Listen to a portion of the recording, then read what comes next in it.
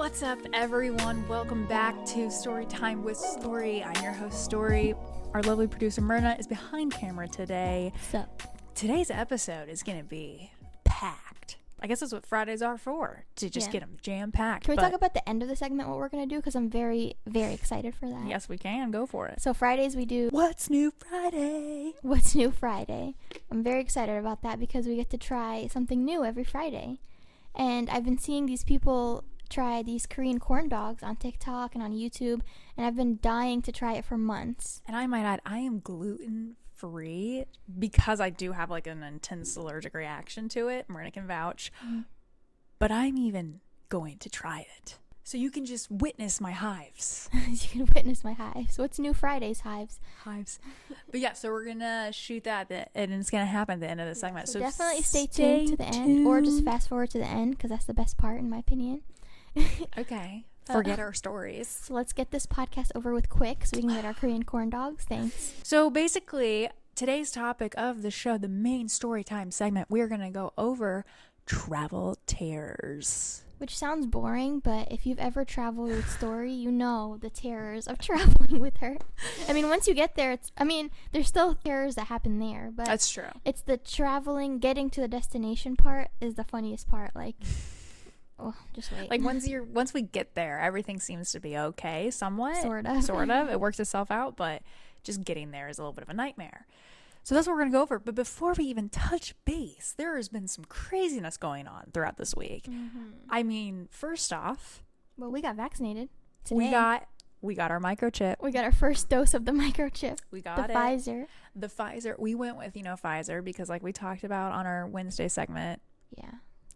Or no, it was Monday's segment we talked about Johnson & Johnson. We were going to get Johnson & Johnson. Yeah, but we ended up getting Pfizer, and I feel great. You feel good? I feel fine. I mean, my arm isn't even sore. I feel great. I mean, I pulled a deep muscle on my shoulder blade from working out yesterday, but... That's true. And you tried a patch that your mom sent us. My mom sent us a patch. So we'll talk about that in the next episode, I think, right? Yeah, we're going to talk about that in the next episode, on Monday's episode. About you were the allergic patch. to the patch. I think so. There was a situation. We have photo proof. We'll show them. You're like, why am I itchy? I'm like, it's a little, you saw your back right now. A little itchy back there. But, I'm trying all of them. There's multiple patches, and I'm going through all of them just to see. I mean, it did stop the pain. It just was itchy. Oh, it really did stop the pain? It stopped the pain. It smelled a lot like icy. What is it called? Icy hot? Yeah. But it did definitely stop the pain. Yeah. But anyways, this vaccine, can we talk about that, what we received at the vaccine? So on our way out. Okay, Myrna decided to take something from a random guy. Well, he didn't even have a security vest on. He didn't have like a core, like the People's vest on, or like any UCA. She was just USC. Yeah, she just walked up. Well, I thought it was something relevant to the vaccine. I was just following directions. He was still inside the premise, so I was like, okay. So he gave us these, and as soon as I saw it, it freaked me out because we watched this movie called Songbird with KJ Apa. Hey, whoa, I'm immune! And in the movie, if you didn't have this specific immuno wristband, you couldn't really do anything. And all these rich people were selling it for like a bunch of money. So all these rich people were able to walk around with these bracelets, and all the poor people were just stuck dying in their home, basically. Yeah, it was awful. So this immuno band basically has a QR code, and you scan it, and it basically says if you're immune or not, like if you've taken the shot. Yeah, like if you're vaccinated. Like their slogan is, Immunoband is a vaccination wearable. Access your vaccination documentation anytime via your unique QR code. That's insane to me. Talk about being tracked. I mean, that's crazy. That's weird. But people were talking about how, like, you're not going to be able to do anything if you're not vaccinated, basically. Or proof of test. I mean, we got our first vaccine, so I'm going for it. I'm done being quarantined. Yeah, I'm done with that. I'm over it. Yeah. What else is in the news? What else is in the news is a big thing. Colton Underwood, the former bachelor, came out as gay. I've ran from myself for a long time. I've hated myself for a long time, and I'm gay, and I came to terms with that earlier this year and have been processing it. Yeah, which apparently he grew up super Catholic or something, or religious. Ohio. So, no, he's in Indiana. Boy. So basically he was like programmed to think where that we're from, being gay is awful. Like, I can't. He said that when he got The Bachelor, when they told him that he was going to be on the show, he said that he prayed thanking God that he was straight. which is crazy. Oh my gosh, that is weird. Yeah.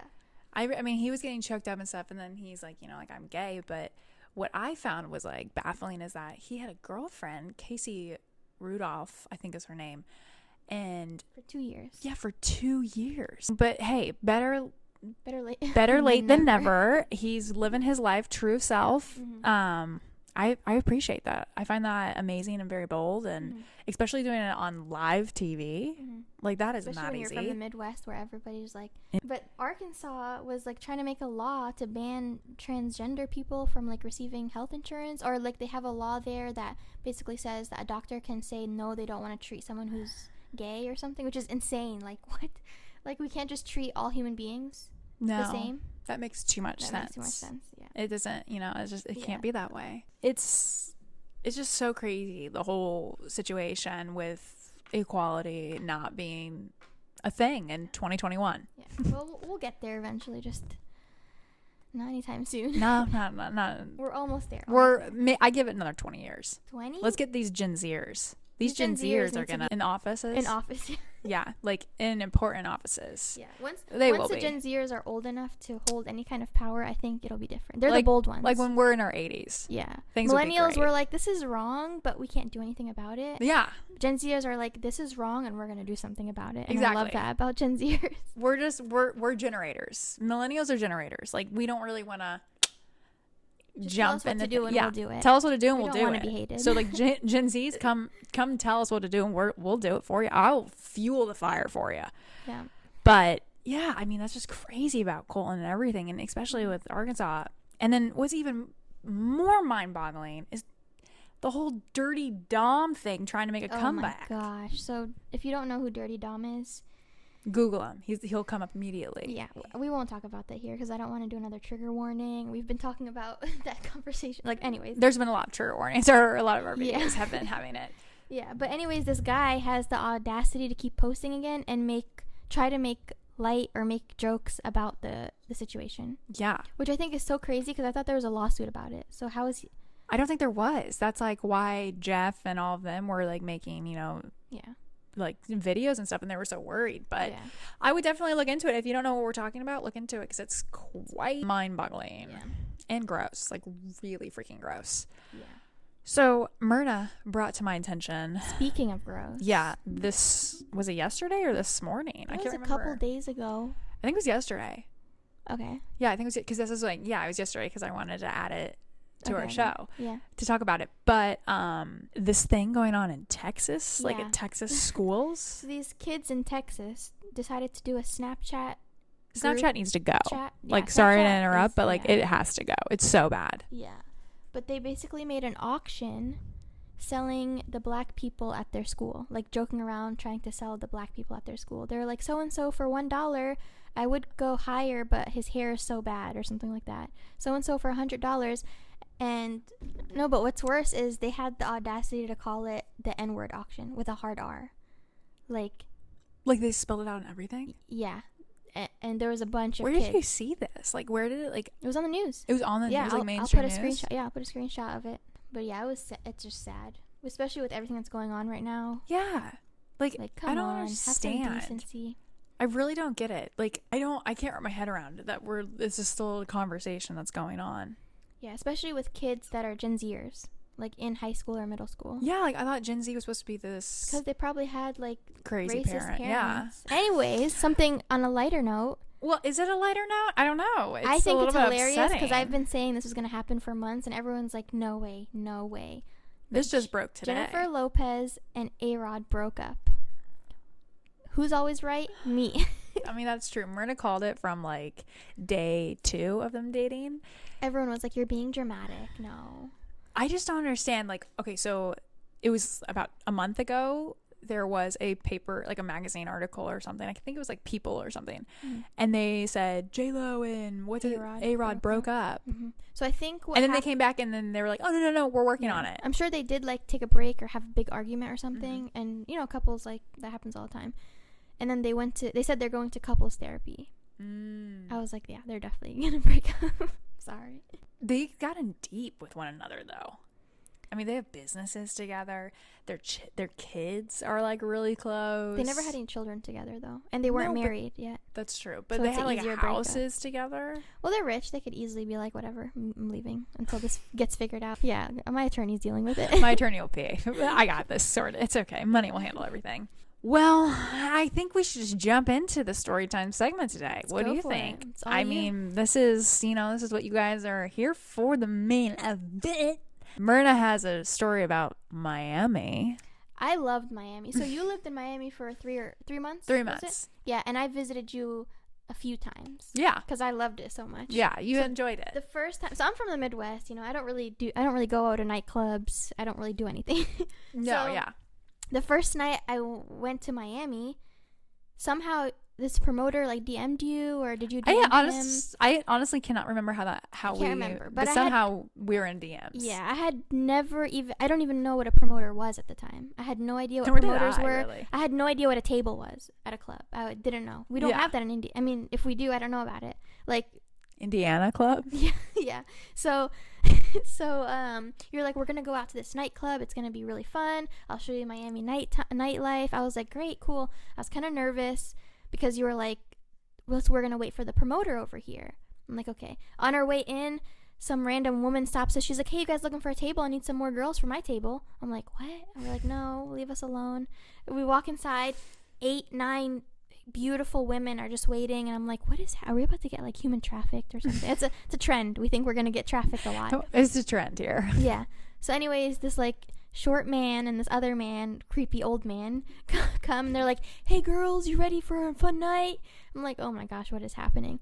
I walk in. I was super insecure, by the way, because I'm like, look at these beautiful women. I'm over here like dressing how I would dress in Indiana, just like jeans or something. Miami people go hard at nightclubs. Hard, like there was stilettos and skin like an Sofia LA Vergara. Yeah, like LA nightclub. People like show up in like sweatshirts and sweatpants, and you get in, and people are like, dope. Same with Indiana, but in Miami, if you're not in, you're looking good if you're going out. Like Sofia Vergara is everybody. Everyone looks like Sofia Vergara all the time. Yeah.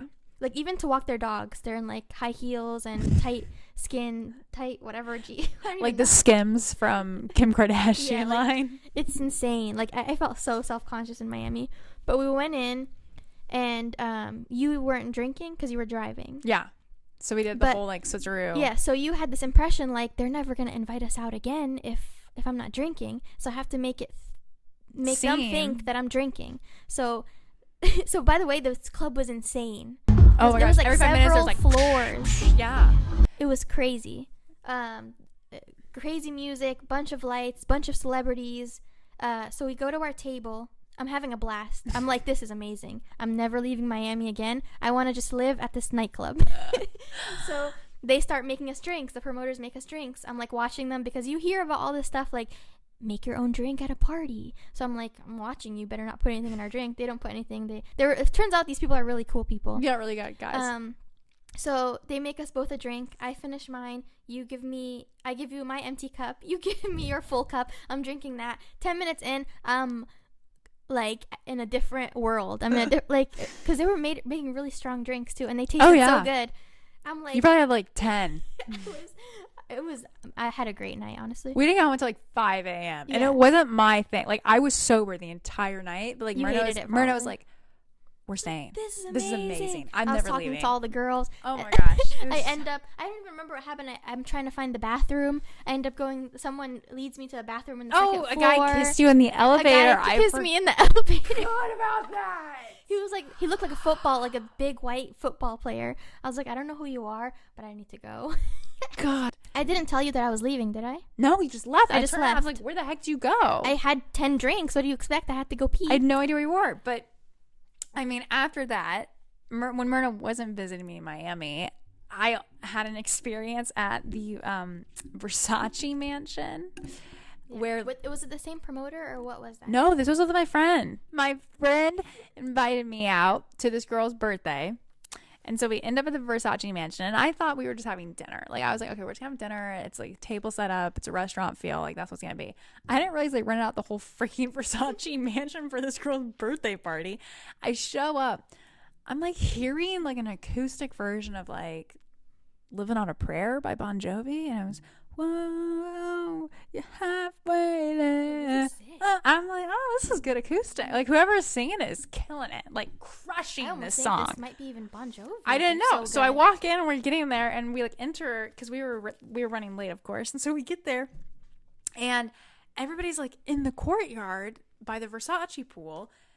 And my friend and I were like, oh gosh, we gotta get there. So we get there and we're hearing the music is louder and louder. And then we turn around, everyone's like looking up. And so we turn around and I turn around. It's freaking Bon Jovi.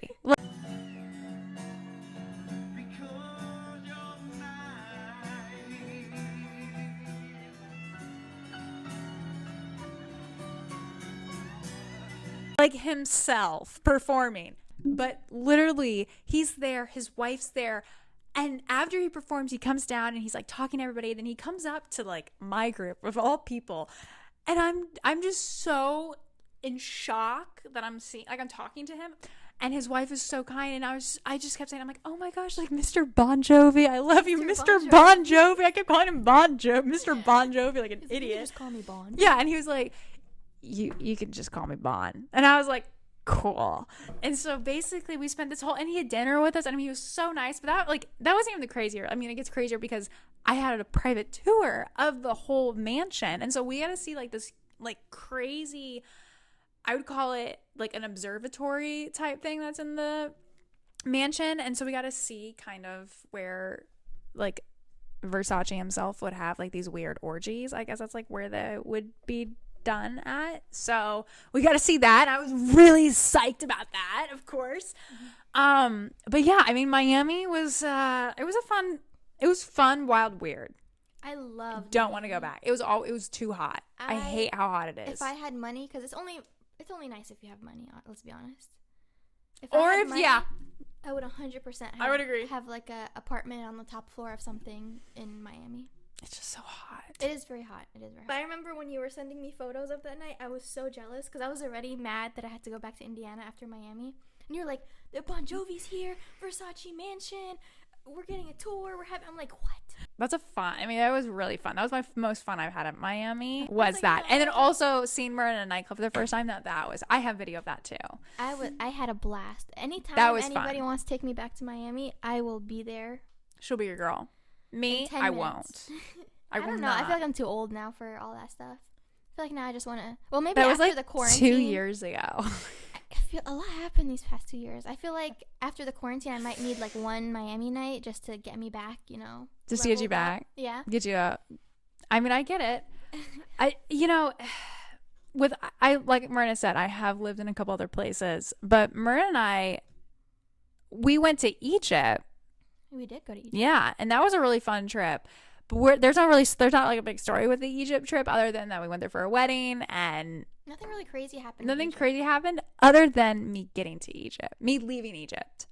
Oh yeah. So leaving Egypt, I left a little bit earlier than the rest of the group, but I left Egypt and I flew from Egypt to Paris. They have like a direct flight from Egypt to Paris, LA, and I was like, yes. So I fly there. And I'm waiting. I have like a hour and a half layover in Paris. So I'm just sitting there doing some work emails and things and just trying to get things sorted. And I hear my gate. It's calling and it calls my number, my zone. So I'm like, oh shoot, like I gotta go. So I close my computer up really fast, I guess. And the way I closed it was so like, I don't know, shocking to everyone. Or the way I shut my computer was suspicious. Security breach.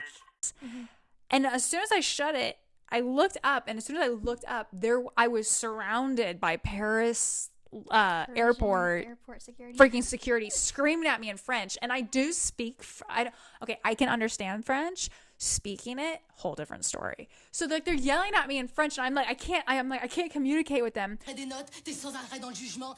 Alors viens pas me faire chier et viens pas me donner des leçons. C'est compris? And then they grab my computer on my hand and they start screaming terrorists, like terrorists, and pointing at me. Terrorists! We got terrorists here! We got French terrorists! Like I'm a freaking, like me of all people, a terrorist. I didn't do anything. And I'm just like, I said, and they're like, what did you do? And I'm just like, I sent a work email. Like a last minute work email? Is that a problem? Like, is that okay? And they were like, oh my gosh. And they're like rubbing it. Did they just swab it or something? No, like they swabbed it and like ran it through like a whole like portable x-ray machine thing. And then about 15 minutes later passed, and this is all happening in front of every single one of the passengers that I'm about to ride back. They're like, we don't want to her LA on our plane. Like they're literally looking at me thinking I'm some Russian spy trying to blow up like the entire plane. And this happened and they had to like stop the boarding process and everything. So we finally, after like 15 minutes, they give him a computer back and they're like, not terrorist. Wow. And I was like, that's intense. Okay, cool.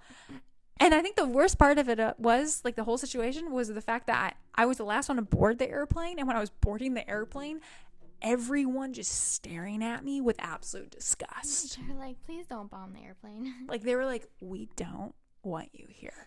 Like I've never felt more unwanted in a situation than entering that airplane after I was just accused of being a terrorist. I was like, this is great. I mean, we've never had good experience at that Paris airport though. I mean, remember when we were coming back from Paris? Oh my gosh. Was it a direct flight? It was a direct flight. Yeah, it's a direct flight. To LA. And I might add you, when I was flying back from Egypt and I had my layover in Paris, they allowed my carry-on, overhead carry-on, my large carry-on bag. Yeah, typically, you know, they give you a carry-on and a backpack. And this is Air France.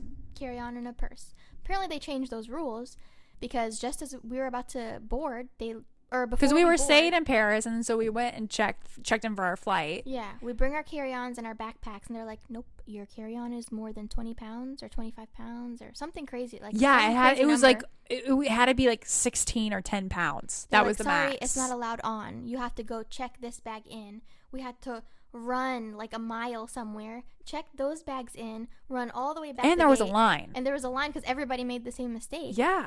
Everyone was about to miss that flight. We were like sprinting. Luckily, my mom, she got in the security line before us, so she was ahead in the security line. But if she wasn't ahead in that security line, we would have missed. Yeah. We would have missed the flight because we had to cut. I mean, I cut about like 200 people. Even cutting the line, we still made it to our flight just in time. Like 10 minutes before. Like they were just about. To board, yeah. And no, they weren't. They were finishing boarding. They were finishing something like that. Like I remember making it like we didn't even have enough time to grab a water or anything. No, we just ran. Yeah, it was crazy. And it was a 11-hour plane ride. Yeah, we got on that plane ride and I was like, oh, thank God. Get me out of here. I that's a long time flying for me. It wasn't bad actually. I was okay after like the 17th movie. You fell asleep the entire time, so shut up. There was nobody sitting next to us. We have a video or a photo of me on this flight. We'll post it. Yeah. Because that's a funny photo. You'll see the misery I was in. 2019 New Year's Eve. Getting there was, Well, it was both of our first time in Mexico. Nerve-wracking, because like I've never been to this airport. Like I don't know what to expect. Like, things like that. You have to fly into Cancun to get to Tulum. Mm-hmm. And so everyone flies into Cancun. So we get into the bus. And how many people were with us? It was like there was only one guy. There was one guy, not including the driver, right? So you hired a driving company, yeah, right? To get 3 vans to pick all these people up, who were majority women, by the way. Majority women, yeah. There was only one guy in our van. Our van, and we were the first van, we leave Cancun airport, and it's about an hour and a half drive to Tulum. And we leave the airport about 20 minutes into the drive. Yeah.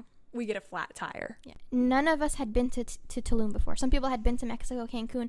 Nobody had been to Tulum, so we just had what we thought of Tulum, like what you see on Instagram and on YouTube and stuff like that. You think it's like this paradise. You have no idea that it's literally this tiny little area in the middle of a jungle. A jungle. No cell service. But we'll get there, though. Yeah. We have to... You're speeding it up. You're going too quick. So on our way there, like... So we all get a flat tire. 20 minutes in. Flat tire. We get a flat tire. The guy, for some reason, can't fix the flat tire, so we have to get a whole second bus, and I'm like, okay, this is But we didn't understand what was happening. He didn't speak any English, so he just tells us all to get out of the van in the middle of Cancun. We're like... On a highway. On the middle of like a highway. Trafficked now. This is it. There's 10 females and this one male. We're all getting human trafficked. Great. This is it. So then the second bus picks us up and we get there. And like Myrna was saying earlier, like Tulum, it's just a strip. Like it's like one road that's supposed to be for only one way cars, but they've turned it into like a 2-way situation, and it's about a mile long. And from the first part of I'm going to call it the strip, to the end, at the end, there's like this reserve, like this nature reserve. Yeah. And on this nature reserve was our villas that we were staying at. So everybody's already on edge because we already thought we were about to get trafficked anyways when we were waiting for the other van to come pick us up. You're going through this little town that, again, is all jungle, has no cell service, zero service. They speak like barely English. It's barely, like, little English. And so it was just like that. It was just anxiety was high already. Yeah. So we spent an hour and a half in this car. We've already had a hiccup. And as soon as we get to the gate of the reserve, you have to pay a fee, usually like a day rate fee. But basically, our villa manager was in charge of paying our weekly stay fee. And he accidentally paid it by credit card and not by cash. And for some reason, that was like a really big issue. And we got trapped at the gate that had no bathrooms, no cell service, no one to speak to, couldn't really contact anyone for 2 hours. We had no idea what was happening. The driver was talking to them. He was so confused why he couldn't get through. The manager guy said he would come and help us out. He didn't show up for like an hour. Yeah, the sun is starting to go down. More people are showing up that we don't recognize. We're like, what is going on? We're in the middle of a jungle in a van. And it's like all women and one boy. Like one man is with us. And the boy has no idea what's going on either. He's like, I don't know what to do. So they're probably thinking, oh my gosh, like this one guy and like 10 females, like what's happening here? But there was nothing weird going on at all. It was just a large group of friends and we were all just going to Tulum. But it's so hard because the language barrier. Yeah. You know, we finally get through after 2 hours. And that's, that's good. Like we finally get to go through and get to the villa. I mean, once we got to the villa, it was like, we had dinner. Day, it was smooth sailing. That day was smooth sailing. Yeah. Then we go to the second night, and the second night, for some reason, everyone in the group was like, "We are gonna turn up." I think that was everybody's favorite night. Night. Like it was definitely everybody's favorite night. And I mean, it was wild. We ended up at this party that had like flame rockets coming off the beach. There was fire pits literally everywhere. Myrna accidentally ended up falling in a fire pit. I came in with the utmost confidence to shoot. They were like, okay, she's a VIP person. Yeah. I get a VIP bracelet. We walk in. You're still not in so you're still not at this nightclub or whatever it was, this beach party. Yeah. And then the girl is like, oh my gosh, I don't have my phone. I forgot it at the restaurant. And me, of course, I've took way too many shots of tequila. I'm like, oh my God, I will help you. Don't worry. I got this. Yeah. Me and her by ourselves walk down the streets of Tulum, get to the restaurant. We find her phone. We come back. We enter the party. You have no idea that we are even here. Everyone's telling you we haven't seen them. We have no idea where they're at. You think we got kidnapped on the way there. I was freaking out. I was going up and down the street. Going up and down the streets. I'm already back in the beach nightclub just having a blast with everyone. Like, this is great. I love Tulum. And then your friend comes up to me and goes, oh my gosh, Myrna, Story has been looking for you guys everywhere. She literally thinks you guys have been kidnapped. You need to go talk to her. I'm like, okay, yeah, no big deal. I leave the table. I go find you. Your face is bright red. You are fuming. You were like, oh my, like you had like a relief that you saw me, that I was fine and the other girl was fine. Yeah, I just literally thought you guys were dead. You thought we got kidnapped or the cartel stole us. I was like, second night and 2 girls have gone missing. Great. Like, this is a great start. But no, I was furious. And then as soon as I got there and everything, I obviously didn't have the VIP bracelet because I came in. I was the last one to come in, and they didn't give me mine. And I had to pee, okay? And the VIP bathrooms are great, by the way. There was service in there that was helping you. You know, that's the VIP bathroom. Well, Myrna's like, okay, I'll go with you. So then she comes to the bathroom with me, and she shows the lady the VIP bracelet, and then the woman looks at me, and she's like, do you have one? And I was like, oh, like, well, no. I was trying to BS her right now. Mm-hmm. And then she looked at me and she's like, no. She's like, your bathrooms are over there. Yeah. I was like, can I give her my VIP bracelet? She's like, no. I go to the regular person's bathroom. In the middle of the jungle. You had to walk like 10 minutes for a porta potty. In the dark. In the dark. And it was a freaking porta potty. Oh my gosh, it was awful. And just imagine, like, there were people having sex in these porta potties. There were people vomiting in these porta potties. There were people having explosions coming out the other end in these porta potties. Like, it was not a good scene. And Myrna thought it was the funniest and greatest thing ever that she was able to use the VIP bathrooms, but I had to use the porta potty. Yeah, that was a funny night. That was, that was Tulum 2019. England trip another time. Yeah, we'll talk about people on planes and England trips and all that some other time. But next episode is going to be fun because it's going to talk about freaking celebrity encounters that people have had here in Los Angeles. But don't go anywhere because we're about to have Korean barbecue. Exactly. I mean, not Korean barbecue, Korean corn dogs. Don't go anywhere because we are literally about to bring back some killer Korean corn dogs. And you don't want to miss that. So stay tuned.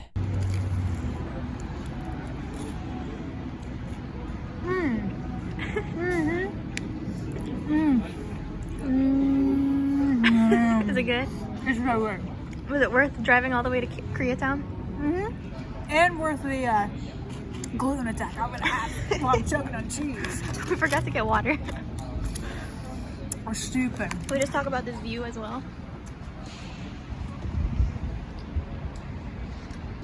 Go for it. On.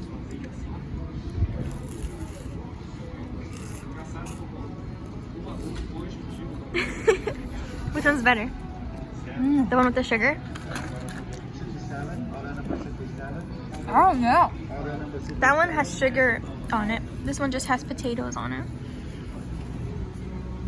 I'm joking. It's delicious, though. That's a must. This place is a must. Koreatown.